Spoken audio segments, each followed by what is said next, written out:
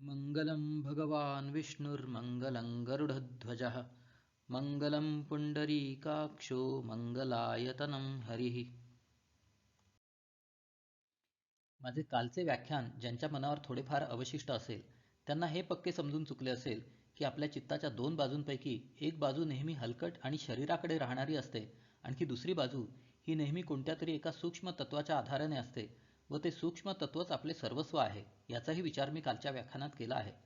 परंतु हे सूक्ष्म तत्वच आपले सर्वस्व आहे ही गोष्ट कळण्याच्या पूर्वी आणखी एका दृष्टीने आपल्याला असा विचार करणे भाग आहे की जो विचार केला असता आपणा सर्वांमध्ये एक प्रकारची विलक्षण प्रेमाची साखळी होऊन राहणार आहे.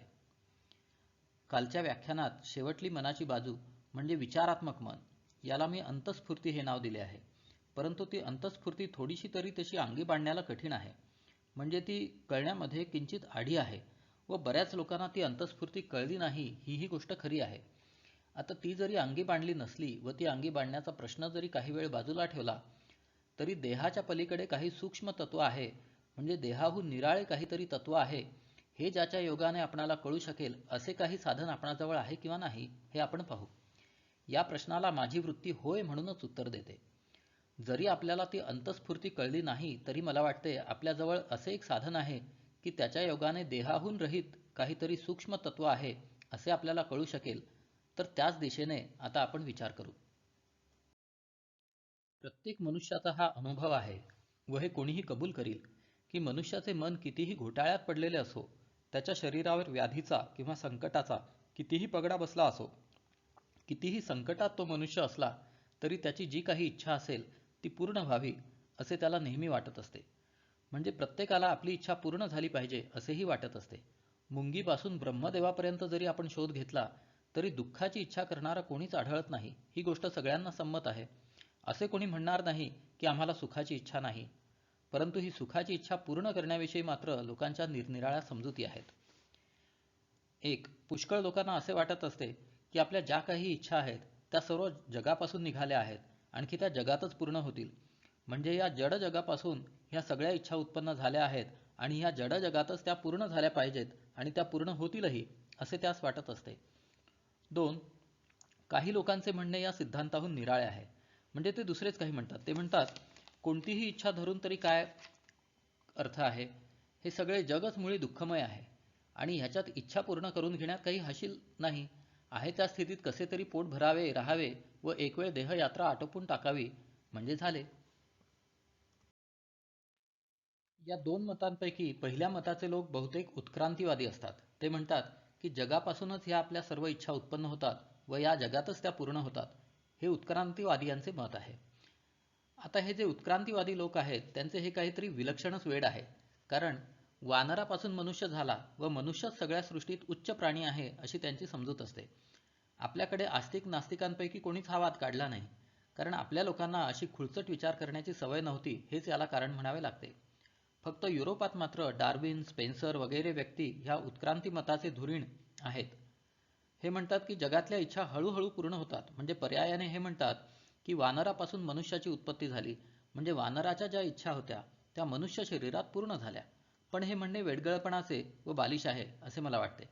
या उत्क्रांतीवादियांच्या मताने पाहिले असता जशी जशी उत्क्रांती होईल, म्हणजे जसजशी पुढील पायरी वस्तूला मिळत जाईल तसतशी कोणतीच न्यूनता नसावी, म्हणजे जसजसा पूर्णपणा येत जाईल तसतसा त्यातला न्यूनपणा निघत जावा अशी यांची उपपत्ती आहे. पण जरी ह्या कल्पना दिसावयास गोड आहेत तरी त्या त्यांच्या मेंदूतच राहिल्या आहेत. कारण एक वस्तू पूर्ण होत गेली म्हणजे तिचा न्यूनपणा कमी व्हावा अशा कल्पना व्यवहारात येणे शक्य नाही. जगात एखाद्या वस्तूला आपण पूर्ण म्हणू तरी त्या गोष्टीची दुसरी बाजू अगदीच न्यून असते अशी जगाची स्थिती आहे. वानराच्या इच्छा मनुष्य शरीरात पूर्ण झाल्या याचा अर्थ तरी काय? याचा अर्थ कोणालाच काही कळणार नाही असे माझे मत आहे. वानराच्या इच्छा मनुष्य शरीरात पूर्ण झाल्या म्हणजे त्याला खाता पिता चांगले आले की शास्त्रज्ञान आले, काय झाले तरी काय? ज्ञान पूर्ण आले हा पूर्णपणा, की खाता पिता चांगले आले हा पूर्णपणा? वानराचा मनुष्य झाला असता तो पूर्ण होतो असे म्हणणे मला विलक्षणच वाटते. कारण शास्त्र वाचनाची इच्छा किंवा दुसऱ्या आणखी इच्छा ज्या मनुष्य शरीरात अवश्य कामात पडणाऱ्या आहेत अशा इच्छा वानरात दिसत नाहीत, त्यांची त्यांना कल्पनाच नसते. या बाजूने पाहिले असताना वानरांना त्या इच्छाच आधी नव्हत्या.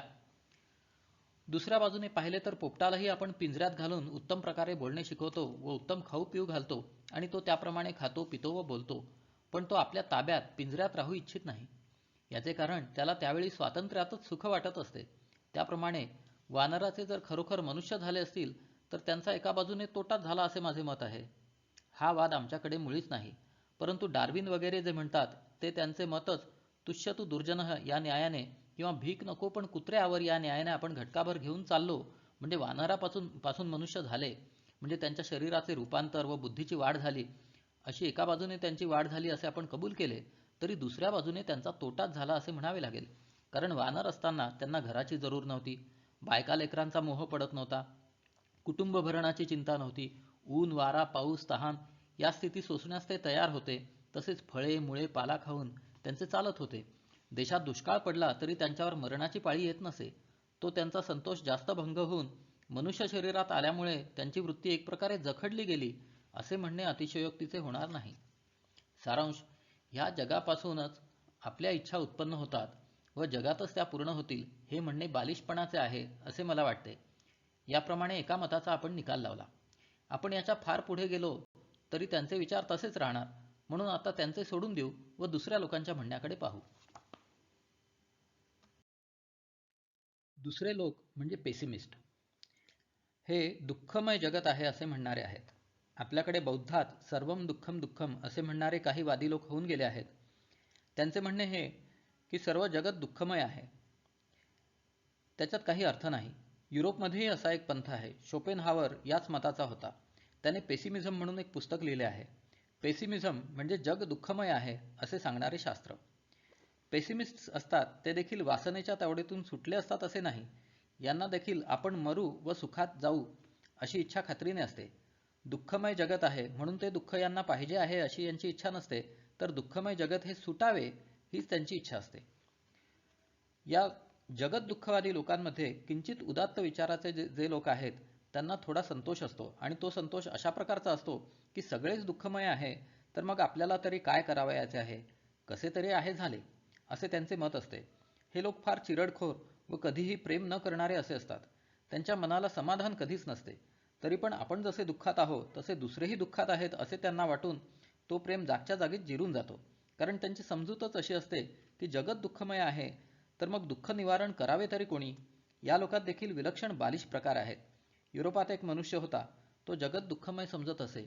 त्याने शेवटी टबमध्ये बसून प्राण दिला. सारांश, दोन्हीही प्रकारच्या लोकांचे म्हणणे असे बालिश असते. तरी पण इच्छा पूर्ण व्हावी अशी सगळ्यांनाच आशा असते. ही त्यांची आशा कमी होत नाही. यावरून दुसरा एक सिद्धांत काढता येईल. तो सिद्धांत हा की जर ही इच्छा आपण देहाबरोबरच घेऊन आलो असतो, म्हणजे शरीराबरोबरच ही इच्छा उत्पन्न झाली असती, तर शरीरापुरतीच तिची धाव राहिली असती, शरीराबाहेर तिची धाव गेली नसती. परंतु एखाद्याला दुःख झाले तर आपल्याला सहज रडू येते इत्यादी गोष्टीवरून पाहिले तर या इच्छेला शरीरापुरतेच ज्ञान नसून आपल्याप्रमाणे दुसराही असावा असे ज्ञान या इच्छेला असते.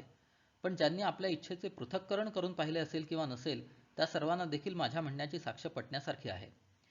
ह्या ज्या आपल्या बालिश शरीराला चिकटून राहणाऱ्या दुष्ट अशा इच्छा आहेत त्यात कमी जास्त प्रमाणाने सर्वांना साधारण एक इच्छा असते, ती ही की आपण जर सुखात असलो आणि दुसरा दुःखात असला तरी दुसरा दुःखात असावा असे वाटत नाही. आपण सुखात असलो तर दुसरा आपल्या बरोबरीचा असू नये असे पुष्कळ बालिशांना मूर्ख लोकांना वाटते, तरी दुसरा सर्वस्वी दुःखात असावा असे कोणालाच वाटत नाही. म्हणजे अशी इच्छा कोणाला स्वतःहून उत्पन्न होत नाही. परंतु येथे थोडेसे असे विचाराने पाहिले पाहिजे की आपली इच्छा दुसरे दुःखात असावे असे सांगते काय. कितीही दुष्ट मनुष्य असू द्या, त्याला कोणा ना कोणाची तरी किंचित दया येईलच. आपल्या पुराणात एक अशी कथा आहे की कोणी एक व्याध नित्य मनुष्यांना मारीत असे. एक वेळ अतिशय उन्हाळ्यामध्ये त्याने रस्त्यात एक तपस्वी पाहिला. त्याला तहान फार लागली होती. त्याला पाहून व्याधाने त्याचे सर्व हिरावून घेतले, परंतु तो मनुष्य तहानेला आहे असे पाहून त्याला त्याने मारले नाही, तर बोटाने सावली व तळे त्याला दाखवून दिले. नंतर तो तपस्वी पाणी वगैरे प्याला व व्याधाला पुण्य मिळाले. अशी एक कथा स्कंद किंवा वायुपुराणात वैशाख महात्म्यात आहे. माझ्या पाहण्यात लहानपणाची अशी उदाहरणे पुष्कळ आहेत व इतरांनीही अशी पुष्कळ उदाहरणे पाहिली असतील. उदाहरणार्थ, आमच्या येथे पुनी नावाची एक गाय होती व ती फार गरीब होती. पण मारक्या गायींचीही उदाहरणे मला ठाऊक आहेत की लहान लेकरे मारक्या गायीच्या पुढे गेली व त्या गायीला भिवून ते लेकरू खाली पडले तरी त्याला गायीने न मारता हुंगणे सुरू केले. अतिशय मारक्या गायीची अशा प्रकारची उदाहरणे पुष्कळांना ठाऊक असतील. अर्थातच क्वचित प्रसंगी अशा गोष्टी घडल्या असतील, परंतु इतक्या मारक्या गायी असताना अशी गोष्ट का व्हावी की लेकरू वासरासारखे त्यांनी हुंगावे, हे सांगणे सामान्य प्रवृत्तीच्या मनुष्याला गूढ आहे. तात्पर्य हे की आपण सुखात असलो तरी दुसरा दुःखात असावा असे कोणाला वाटत नसते व अशीच सर्व प्राण्यांचीही इच्छा असते, व आपण दुःखात असलो तरी दुसरा दुःखात असावा असेही वाटत नसते. कारण आपण दुःखात असलो व दुसरेही दुःखात असावे असे वाटले तर तो दुसऱ्याच्या सुखाचा हेवा होईल व तो विकारात्मक मनानेच होईल, विचारात्मक मनाने असे होत नाही. म्हणून आपण दुःखात असलो तर दुसराही दुःखात असावा असे वाटत नाही. ही जी मनुष्याजवळ स्वाभाविक इच्छा आहे हीच प्रेमाला उत्पन्न करणारी असते. परस्पर प्रेमाचे मूळ ही इच्छाच होय. आत्मप्रेम सर्वांना सारखे आहे ते पुढे सांगू, पण या इच्छेचाच आणि या इच्छेमुळेच प्रेमाचा वृक्ष झाला आहे. ही इच्छा शरीरापासून उत्पन्न झाली असे आपणास बिलकुल म्हणता येणार नाही. शरीराला चिकटून ज्या इच्छा आहेत त्या आपल्यापुरताच विचार करतात, दुसऱ्याचा करीत नाहीत. थोड्या बहुत प्रमाणाने ही इच्छा कोणाला कमी कोणाला जास्त राहत असेल, पण ही इच्छा शरीराहून निराळी आहे असे मात्र खास म्हणता येईल. आता जर ही इच्छा शरीरापासून उत्पन्न झाली नाही तर हिची पूर्णताही या 3.5 हात शरीरात होणार नाही. शरीर हा दरवाजा म्हणता येईल व शरीराला सोडून पुष्कळ जागा अशी आहे की ज्यात या इच्छेची पूर्णता होईल असे मानल्याशिवाय गत्यंतर नाही. सारांश, ही इच्छा शरीरात पूर्ण होत नाही व ज्या अर्थी ही इच्छा शरीरापासून उत्पन्न झाली नाही त्या अर्थी शरीराबरोबरच तिचा नाश होतो हेही म्हणणे मूर्खपणाचे आहे. तर अशा प्रकारची जी ही एक इच्छा आहे ही खरोखर कुठेतरी राहिली पाहिजे व शरीर सुटल्यावरही तिची वाढ होत असली पाहिजे. म्हणजे ही इच्छा पूर्ण होण्याच्या मार्गात असली पाहिजे अशी कल्पना होणे शक्य आहे किंवा असे मानल्याशिवाय गत्यंतर नाही. उदाहरणार्थ, ढोलकीवर थाप मारली तर नाद उत्पन्न होतो. तो नाद पुष्कळ दूर वायूत मिसळतो, नंतर त्याचे प्रतिध्वनी होतात. आता आपण या प्रतिध्वनीचा सिद्धांत घेऊन चाललो तर या नादाचा जो प्रतिध्वनी होतो तो प्रतिध्वनी वायूच्या थरावर आदळल्यावर दुसरा प्रतिध्वनी झाला पाहिजे, तो पुन्हा पुढच्या वायूच्या थरावर आदळून तिसरा प्रतिध्वनी झाला पाहिजे. याप्रमाणे होता होता तो नाद आपल्याला ऐकू येणार नाही तरी तो नाद नाही असे म्हणता येणार नाही. कानाची ऐकण्याची शक्ती नसली तरी तो नाद कुठेतरी वायूत मिसळून असला पाहिजे हे खास. दुसरे उदाहरण, पाण्याची वाफ झाल्यावर ते पाणी पिण्याच्या कामास पडत नाही, पण तेवढ्यावरून पाणी जगात कोठेही नसेल असे म्हणणे मूर्खपणाचे आहे. त्याप्रमाणे ही इच्छा कोठेच पूर्ण होत नसेल, मेले की ती इच्छा गेली असे म्हणणे शोभत नाही, तर मरणानंतर ही इच्छा राहतच असली पाहिजे. या इच्छेचा हा प्रेमवृक्ष बनला आहे असे आता सांगितले. या प्रेमामुळे आपली एक नैसर्गिक प्रवृत्तीच असते. या नैसर्गिक प्रेमामुळेच आजमितीस मित्र, बंधू, आई, बाप, बायको, मुले, नौकर जे कोणी असतील ते जर आपणाला शाश्वत मिळतील, म्हणजे ते जर आपणाजवळ नित्य राहतील व आपणही जर नित्य राहू तर त्याशिवाय दुसरे काही नको असे आपल्यास वाटत असते. ह्याप्रमाणे ज्या ज्या वस्तूवर आपला प्रेम आहे ती आपल्यास शाश्वत असावी असे वाटत असते. पण दुसरीकडून हेही ठाऊक असते की कितीही प्रेम केला तरी वियोग केव्हा ना केव्हा तरी होणारच, असा या दोन इच्छांचा झगडा चालू असतो. एक इच्छा असे म्हणते की ज्या ज्या म्हणून प्रेमाच्या वस्तू असतील त्या त्या शाश्वत असाव्या. दुसरी इच्छा म्हणते की आपण ज्या ज्या वस्तूवर प्रेम करतो व जिचा संयोग झाला आहे तिचा खात्रीने वियोग होणारच हे आपल्याला ठाऊक आहे. अशा प्रकारच्या इच्छांचा झगडा नेहमीच चालला असतो.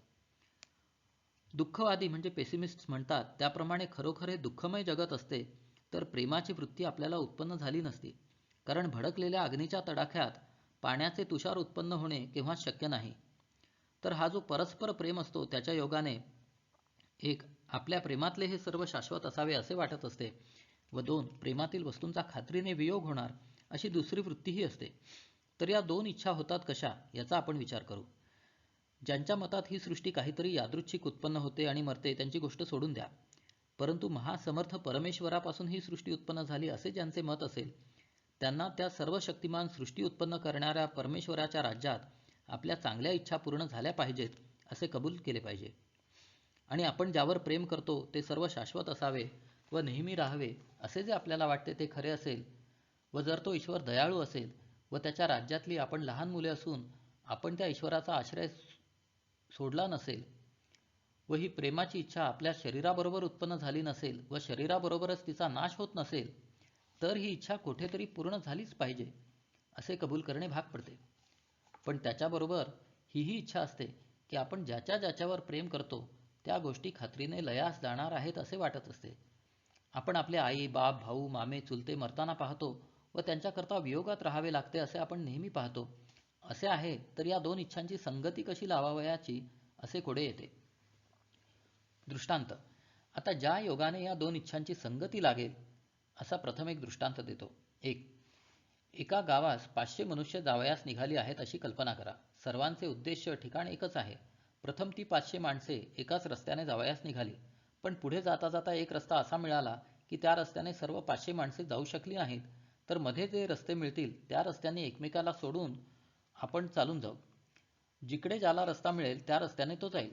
परंतु शेवटी सर्वजण एका ठिकाणी मिळालेच पाहिजे. 2. अजा पशूंच्या उदाहरणावरून ही गोष्ट सहज कळून येईल. मेंढरांना जिकडून रस्ता मिळेल तिकडून जातात, पण शेवटी सर्व मेंढरे एका ठिकाणी येतात. त्याप्रमाणे आपल्या सर्व इच्छा सूक्ष्म तत्वात वाढत आहेत व तिकडे आपण जात आहोत. परंतु हे 3.5 हात शरीर आपल्याला इतके लहान मिळाले आहे की आपल्या इच्छेचा 1000वा हिस्साही त्यात पूर्ण होत नाही. तर आपले हे शरीर सोडून कुठेतरी आपण प्रेमातले खात्रीने मिळवू. कारण मधल्या रस्त्याचाच काय तो वियोग आहे, शेवटी मिळणार एकाच ठिकाणी. असे आपणाला एखादे तत्व कळाले तर मग मरण्याची भीती मुळीच वाटणार नाही व परस्परांवर प्रेमही अधिक वाढत जाईल. आपण सर्व एकाच ठिकाणचे आहोत व एकाच ठिकाणी जाणार असे आपणाला वाटले तर मग परस्परातील प्रेमाला पारावारच राहणार नाही. विचार करून पाहिले तर प्रेम हाच आपल्याबरोबर अनादी आला आहे, परंतु द्वेष हा अनादी आला नाही असे स्पष्ट कळते. आता याचा आपण युक्तिदृष्टीने साजरा विचार करू. मनाच्या दोन बाजू आहेत हे ज्यांना ठाऊक असेल त्यांना माझे पुढचे म्हणणे चांगले समजेल. आपण असा विचार करू की मनुष्याला नेहमी आपली प्रीती असतेच, परंतु त्याबरोबर दुसऱ्याचा द्वेष असतोच असा नेम नाही. याला व्यभिचार व सहचार म्हणतात. या व्यभिचार व सहचार दृष्टीनेच आता आपण विचार करू. सहचार म्हणजे एक गोष्ट असली तर दुसरी असलीच पाहिजे व व्यभिचार म्हणजे अशी गोष्ट आहे पण अमक्या ठिकाणी नाही म्हणून ते त्याचे कारण नाही. उदाहरणार्थ, मनुष्याला 2 हात व 2 पाय असतात. या ठिकाणी सहचार आहे कारण सर्व मनुष्यांना हातपाय सारखे असतात. त्याचप्रमाणे बोलणे हेही सर्व माणसांना सारखे असते, म्हणून हेही सहचारी लक्षण म्हणावे. मोस अंगावर असणे म्हणजे मनुष्य असे म्हटले तर हे सगळ्या मनुष्यांचे लक्षण होणार नाही, कारण सर्व माणसांच्या अंगावर मोस असतोच असा नेम नाही. पुष्कळ मनुष्यांच्या अंगावर मोस नसतोही. ते व्यभिचारी उदाहरण समजावे. न्यायाच्या दृष्टीने हा विचार केला आहे. व्यभिचारात खोटे असते, सहचारात खरे असते. तर प्रत्येक मनुष्याला आपली प्रीती सर्वदा असते, आपण नको हे कोणाला वाटत नाही. तसा प्रत्येक मनुष्य दुसऱ्याचा द्वेष करतोच असे म्हणता येत नाही. तर द्वेष असतो व नसतोही. मुंग्या, मेंढरे, गायी वगैरे हे कळपात असतात, यावरून त्यांच्यात प्रीती असते असे दिसून येते. मनुष्याची ही गोष्ट तशीच. पैशाजवळ पैसा जातो, यावरून प्रीती सर्वत्र आढळते, द्वेषाची गोष्ट कमी आढळते. हा तर्कदृष्टीने विचार झाला.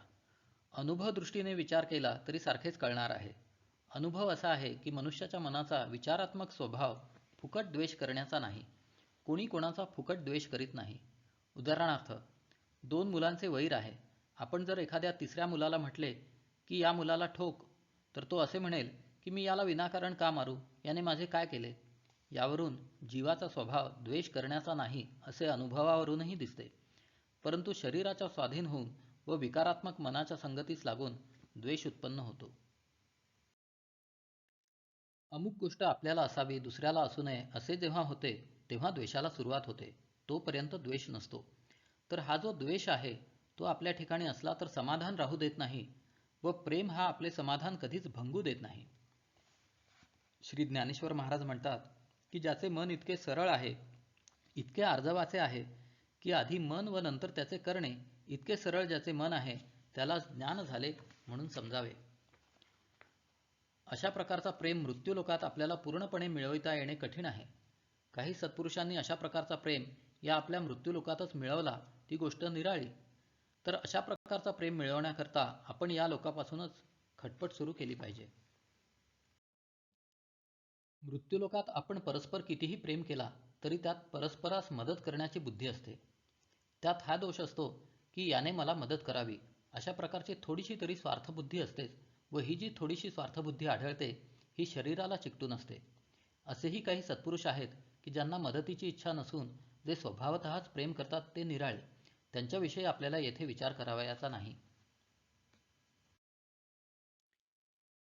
असा जो हा प्रेम आहे, हा जितक्या मानाने वाढला असेल व जितक्या मानाने स्वार्थबुद्धी कमी झाली असेल, तितक्या मानाने समाधान जास्त वाढते व जितक्या मानाने समाधान जास्त असते, तितक्या मानाने जास्त सुख होत असते.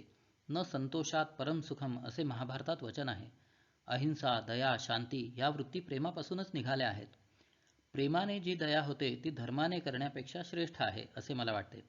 याचा उघड अर्थ असा की लोकांवर दया करावी असे शास्त्रात सांगितले आहे. म्हणून असा एक मनुष्य आहे की जो शास्त्रप्रेमाने दया करीतो व लोकांचे दुःख पाहवत नाही म्हणून दया करतो, असा दुसरा एक मनुष्य आहे. तर या दोन मनुष्यात दुसरा मनुष्य श्रेष्ठ आहे असे माझे मत आहे. आता प्रेमापासून शोक, मोह हे बालिश व्यवहार फार होतात, परंतु कालच्या व्याख्यानातील उदाहरणावरून हे ध्यानात असेल की अग्नी उत्पन्न होतो तेव्हा धूर असतो. त्याप्रमाणे किंचितसा प्रेम असला तर या प्रेमाच्या गोष्टीने काय होते की प्रेम जर खरोखर वाढला तर कोणत्याही स्थितीत आपण परस्पर साह्य करतो. तर ज्या मृत्यू लोकात आपण आहोत त्याच लोकात हा प्रेम आपण वाढवण्यास शिकलो पाहिजे व असा प्रेम वाढवित असताना शरीर गेले तरी प्रेमाच्या साठ्यात आपण जाऊन पडू. ज्या महात्म्यांनी याच लोकात असा अलोट प्रेम मिळवला आहे ते खरोखर देवरूप धन्य आहेत. इहैव तैर्जितः सर्गो येषां साम्ये स्थितं मनः, भगवद्गीता. ज्यांची समान बुद्धी झाली आहे अशा लोकांनी येथेच जन्ममृत्यू जिंकला आहे. ही गोष्ट मोठ्या महात्म्यांची झाली, पण आपण देखील प्रेमात गुंतलो म्हणजे अहिंसा, दया इत्यादी सद्गुण प्रेमापासून आपल्यात उत्पन्न होतात. साधारण मनुष्यही प्रेमाच्या मार्गाने चालू लागला असता इष्टमित्र वगैरे शाश्वत मिळण्याचा संभव आहे. महाभारतात अशा 2-3 कथा आहेत. कर्णाने कृष्णाला असे म्हटले की देवा, आपली या मृत्यूलोकी गाठ पडणे शक्य नाही, पण स्वर्गात मी तुला कडकडून भेटेन. तसेच धर्म, भीम, अर्जुन यांचा परस्पर प्रेम स्वर्गात देखील सारखाच कायम राहिला. इंद्राने धर्माधिकांना पांचाली दाखवली तेव्हा मोहवश होऊन भीम व अर्जुन नरकात पडले, पण धर्म प्रेमबद्ध होऊन तसे संकट सोसण्यास तयार झाला. आश्रमवासी पर्वात अशी एक कथा आहे की व्यासांनी सर्व मेलेले वीर पुरुष परत आणून दाखविले तेव्हा त्यांच्यात वैर मुळीच दिसेना. स्वर्गारोहण पर्वात अशी एक कथा आहे की धर्म ज्यावेळी स्वर्गात गेला तेव्हा दुर्योधनाला गादीवर बसलेला पाहून त्याला वाईट वाटले व त्या ठिकाणी तो मागे फिरू लागला. तेव्हा नारदांनी त्याला सांगितले की हा स्वर्ग आहे, मृत्यूलोक नाही. या ठिकाणी परस्पर प्रेमभावाने वागावे लागते, वैर मुळीच नसते. तेव्हा इंद्राने धर्मास सांगितले की तू या गंगेत स्नान कर, म्हणजे तुझी ही मनुष्य तनू जाऊन देव शरीर तुला मिळेल व नंतर द्वेष वगैरे नष्ट होऊन शुद्ध प्रेमात तू येशील. यावरून मनुष्य लोकातून मेल्यावर जेव्हा देवलोकात हा मनुष्य जातो तेव्हा द्वेष वगैरे काही विकार असले तर देव त्याला मदत करून त्या विकारापासून त्याला सोडवून घेतात व त्याला प्रेमदान देत असतात. स्मृतीत आणि आत्मपुराणात अभयदान श्रेष्ठ सांगितले आहे व ते प्रेमामुळेच होऊ शकते. संन्यास धर्मात देखील अभयदान सांगितले आहे. भूतानाम अभयदानोपक्रम सर्वाभूती मी आत्माराम, संन्यासाचा मुख्य धर्म तो धर्म पुरुषोत्तम मी स्वये म्हणे. एकनाथी भागवत. किंवा ज्याचे अंगी दया शांती त्याला न लगे ईश्वर भक्ती. देव रागद्वेषाच्या रहित होऊन जगावर स्वामित्व मिळवित असतात असे महाभारतातील वनपर्वात म्हटले आहे. सारांश, आपण प्रेम करावयास लागलो तर अवनतीची शंकाच नको. प्रेमाने कपट करावे असे वाटत नाही. कपट गेले म्हणजे असत्य जातेच व सत्यही प्रेमाच्या योगाने सहज साधतेच. अशा प्रकारचा हा उदात्त प्रेम आहे. परंतु कशाही प्रकारचा प्रेम असला तरी ती गोष्ट मिळतेच, म्हणजे प्रेमाचे फळ मिळतेच असे पक्के समजा. योग वासिष्ठात एक कथा आहे. कोणा एका राजाच्या स्त्रीचे एका ब्राह्मणावर चित्त गेले व परस्पर प्रेम जडला. ही गोष्ट राजास समजली तेव्हा राजाने त्या दोघांनाही अग्नीत टाकले, पण ते जळाले नाहीत. तेव्हा राजाने त्यांना विचारले की तुम्ही अग्नीत जळत का नाही. तेव्हा ते म्हणाले की आमचे अग्नीकडे मुळीच लक्ष नाही, आम्हास एक प्रेम मात्र ठाऊक आहे. मग राजाने एका ऋषीला बोलवून आणून त्याला हे वर्तमान सांगून त्याचकडून त्या दोघांना शाप देवविला. ऋषीने शाप दिला तेव्हा दोघे म्हणाले, महाराज, आपण आम्हाला शाप देऊन आपले पुण्य उगीच खर्च केले, कारण आमची शरीरे नष्ट झाली तरी अंतःकरणाने आमचा परस्पर प्रेम तसाच कायम राहणार. याप्रमाणे ब्राह्मणाचा शाप सत्वगुणी असल्यामुळे त्यांची शरीरे पडली, पण त्यांचे परस्पर प्रेम मुळीच नष्ट झाले नाही. वसिष्ठ म्हणाले, रामा, शापामुळे ते दोघेही मेले तरी प्रेमामुळे प्रत्येक जन्मात ते स्त्री पुरुषच होत असत. याप्रमाणे त्यांना कृमी, कीटक, पशु, पक्षी इत्यादी हजारो जन्म घ्यावे लागले. आता ते दोघे ब्राह्मण होऊन माझ्या आश्रमात तप करीत आहेत. याप्रमाणे त्यांनी अनेक जन्म कष्ट भोगले, पण प्रेमामुळे त्यांचा वियोग झाला नाही. वाईट प्रेमाचे जर असे फळ मिळते तर मग उत्तम प्रकारच्या प्रेमाचे फळ मिळणार नाही असे म्हणणे कसे बरे शक्य आहे. दुसरी गोष्ट अशी की आपल्या अंतःकरणात प्रेमाने एखादी इच्छा पूर्ण करून घ्यावी असा पक्का निश्चय झाला आणि ती इच्छा जागृतीत पूर्ण झाली नाही तर स्वप्नात ती आपण पूर्ण करून घेतो, इतकी आपल्या मनाची शक्ती मोठी आहे.